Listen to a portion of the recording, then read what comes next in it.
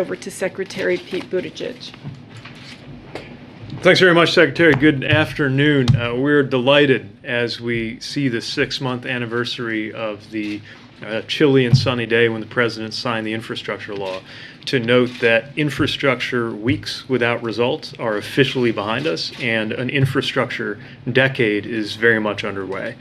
With regard to the transportation portfolio, that has included in recent weeks and months the launch of the Bridge Formula program, which marks the largest investment in bridges since the interstate highway system was created.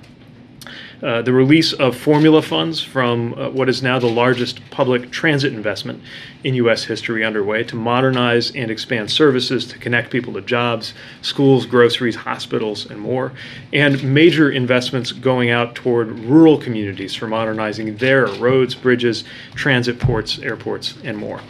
With regard to safety, having announced and unveiled the National Roadway Safety Strategy to address the national crisis of deaths on our roadways, we are now able to back that up with today's announcement of the Safe Streets and Roads for All program, putting forward $1 billion to help local communities make upgrades and improvements that are going to save lives on their streets and roads.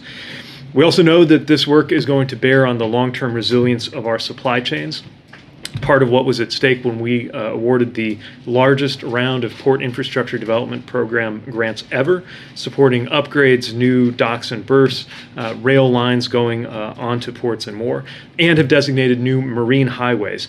These have designations that are kind of like the highways we're all familiar with, I-95 or 66. There's an M95 or an M66, which we can support for the movement of goods over water on our river system. We have launched funding to electrify buses and bus facilities, helping people to get to where they need to go without there being fumes and emissions coming from those buses. We've introduced the Carbon Reduction Program, which is principally a formula program allowing states to support and fund their carbon reduction strategies, and announced the electric vehicle formula funding that's going to help states to build out that national network of chargers that we know is so important.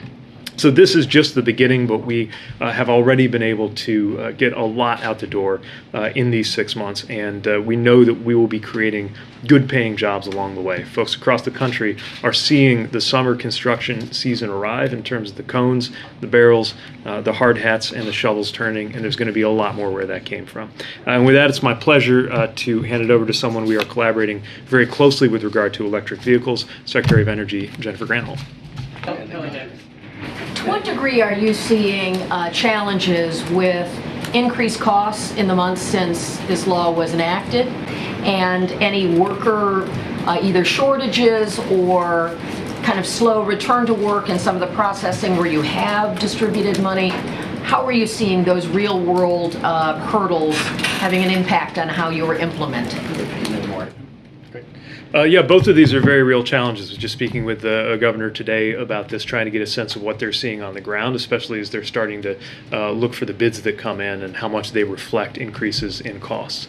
There's a lot of work that's going on to try to forecast and smooth that, and it's something we're going to work closely with project sponsors in, especially if we find that maybe one area in one region of the country, in terms of access to a certain flow of raw materials or something like that, is going in a direction that has more pressure than another.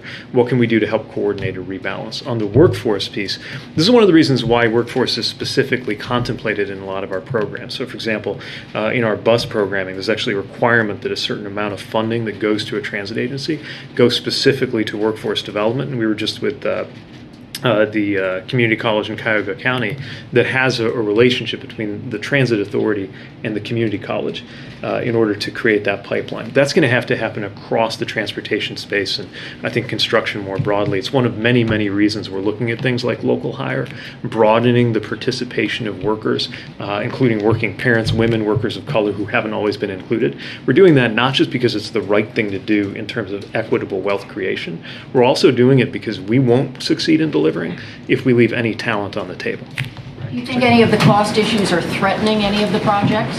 Well, certainly that creates an additional pressure, and it's something that we're going to need to monitor closely and manage. But I'm sure Secretary Walsh has more on the labor front. Have you seen any politicization of the permit process? It's real quick. Will the Department of Transportation waive the hours of service rules for truck drivers for to deliver Formula. So we looked at that, and we do believe that would be covered.